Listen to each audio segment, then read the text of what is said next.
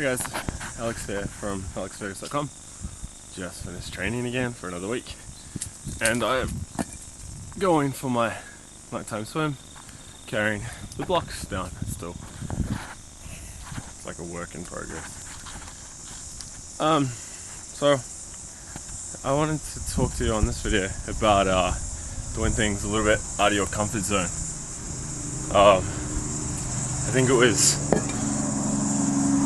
Seneca who, in one of his letters, spoke about how fear rehearsing, doing little things that scare you, that you may be frightened of, on a regular basis, to I don't know, increase resilience and become accustomed to that tougher way of living, and realize that it's not actually that bad.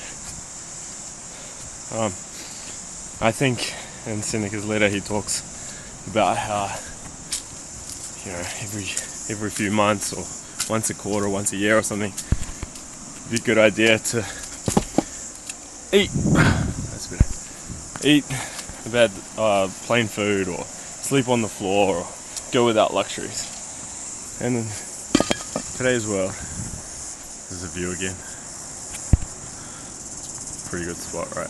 In today's world, 2017, we're full of luxuries, right? I mean, we have hot water, we have electricity, we have food at our disposal, refrigerators, all these things that we take for granted. Internet, take for granted that a lot of people didn't have like a generation or two ago. So got me thinking, this is actually a while ago now, how we do take a lot of these things for granted, and how as a society perhaps we're becoming a little bit soft.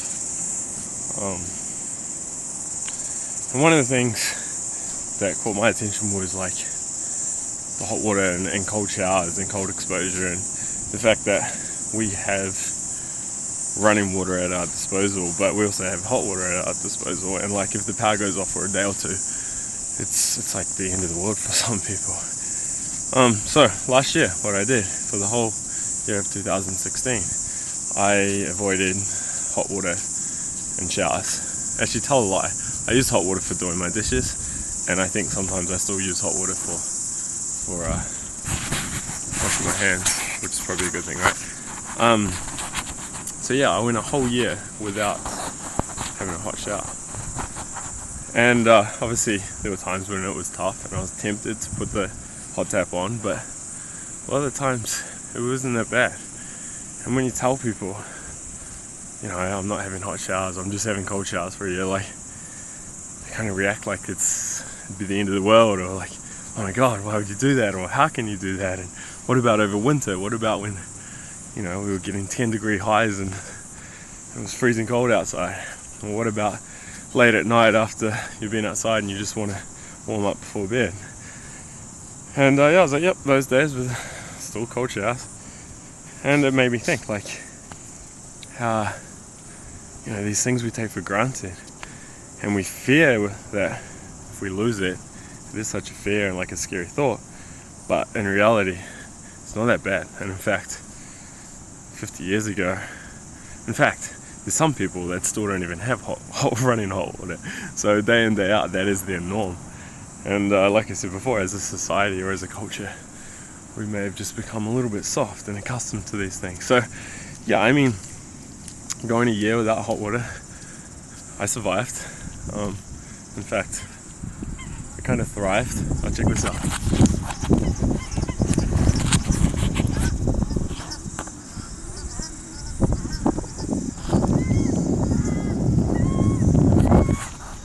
It's another day in paradise. Yeah, like, so I did a whole year with cold water showers only, and I got through it. I'm still healthy, I'm still living, nothing bad happened. Sure, there are a few times when you get in that shower and it's cold and you're like, shit, what am I doing? But you always get through it, and you always recover and come out of it fine. And that's the same with anything like training or going to the gym or fasting or whatever it may be. But I'm not talking about like hormetic stresses here, you know, like a little bit of something bad to strengthen the body or the willpower. This is just more something that we might fear, or that we think we can't go without. And it just shows like you can get through this thing. So that was all last year. This year, I'm recording this in March 2017. I'm back having hot showers, and in fact, I had my first hot shower. I think it was on the 3rd of January, and it was amazing. I was like, I think I stayed in it until the water ran out, because it was pretty good. And so obviously, I know I can do those things now, and this year I'm going to set myself a goal for something else to do, or another challenge. And I'll go back to my hot showers. But at the same time, I'm not having hot showers every day. And in fact, the reason why I thought of this topic today was because I come down every night and I jump in this water. And it's actually quite cold, even though it is March and it is summer. But we are in New Zealand. New Zealand isn't the warmest country, especially for water temperatures. So I still come down here, and then my reward for this is a hot shower afterwards. And some days I don't even jump in the shower, I just dry off in the sun and I feel good. So why am I saying all this? Like, it's not a matter of showing that I'm tougher or anything like that, because that's what I'm trying to do. Oh, it is cold. I'm going to jump in actually real quick, just hold on.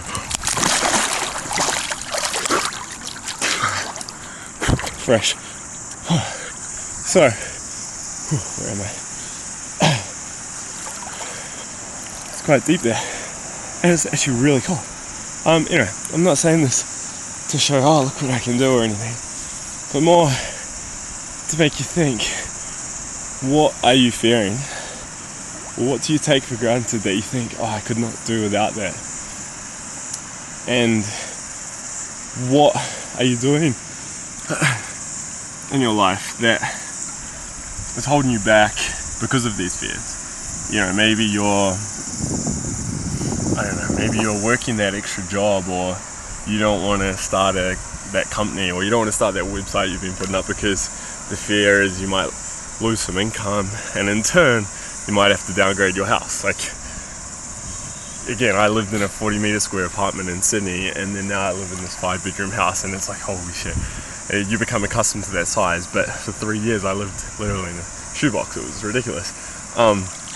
But you become accustomed to that. So maybe you're living in this big house, and you have your mortgage, and you're stuck in this job that you hate, but you're doing it because the fear is, you're not going out there to start your business up, or start this idea up that you want to do, or whatever it may be, take a risk, go traveling, whatever it is, go work on a farm or something, work on an organic farm. But you don't do that because you're scared of losing the income to pay for the big house.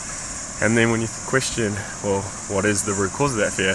The fear is losing that big house. So why don't you go out and test what it would actually be like to live in a smaller house? Go live in a studio for a couple of nights, and do that every few months. The idea being, you'll do that and you'll realize, you know what, that wasn't too bad. And over time, you might develop a bit more confidence or a bit more resilience, and then be more willing to make those, more tough decisions, I guess, or riskier decisions, because you now know that what's the worst case scenario? It's living in that studio, which wasn't too bad. I think that's the point of Seneca's writing and fear rehearsing. I know Tim Ferriss talks about this a lot, and I know he, for instance, will do regular bursts or days where he'll just wear plain coat lows, which isn't a hard thing for me, because I just wear the same shorts day in day out and don't even wear a top, so that's not difficult. But then he'll also sleep on a blow-up bed on the floor, and he'll only eat rice and beans, and he'll do that for 3 or 4 days. And it shows to him that he can get through that, and he knows that if he is afraid of losing his house and losing his disposable income to buy his luxury clothes and can't afford to eat out every night and all that sort of stuff, it's not the end of the world, because he's been to that darker place and he realizes that it's not actually that bad. And that's the same with the cold showers. The water goes out, it's not the end of the world. You have a cold shower. I did it for a year and I still do it here in this water, which is actually really cold today. So it's just something to think about. Anyway, I'm starting to ramble a bit here, so you probably don't want to hear all this, but hopefully my story tonight makes you think and stop and think for a moment, like, what are you afraid of doing, and what's stopping you from doing it, and what is the downside, what is the potential downside, and can you potentially rehearse that today, like now, or next month. And likewise, if you feel like you are becoming comfortable and the thought of a power cut or losing your favorite food literally stops you from doing things in life, like changing jobs or going traveling or taking a risk, then maybe it's a good idea to do something to help overcome those fears. That is cold. Anyway, if you want to know more about this topic, check out Seneca Letter 18, I believe it is. Otherwise, check out Tim Ferriss' Fear Rehearsing. He talks about it a bit in his podcast, I don't know which podcast episode, and also in his latest book, Tools of Titans, which I highly recommend checking out. Otherwise, leave a comment below or a question, and happily answer it. I'm going to do a few more minutes in this water, and then I'm going to go enjoy a nice warm shower, and then have dinner. My girlfriend's making relish from the tomatoes in the garden, which is pretty cool, and I think we've got some lamb bones for $3, about half a kilo lamb bones, and they had quite a bit of meat on them, so cooked them up in the slow cooker this morning, add some herbs and some veggies from the garden, and we're going to have that. So when Tim Ferriss talks about like going a week in plain clothes, that's definitely not a problem. When he talks about eating plain food or cheap food, I kind of looked at my girlfriend because we were listening to the podcast in the car. I was kind of like, I do those things anyway. We'll probably spend no more than $5 at dinner. The salt's probably the most expensive thing we buy. But anyway, that's me for my day, for my night. And then I'll unwind and read a book tonight. Till then, till next time, we'll see you later. Bye.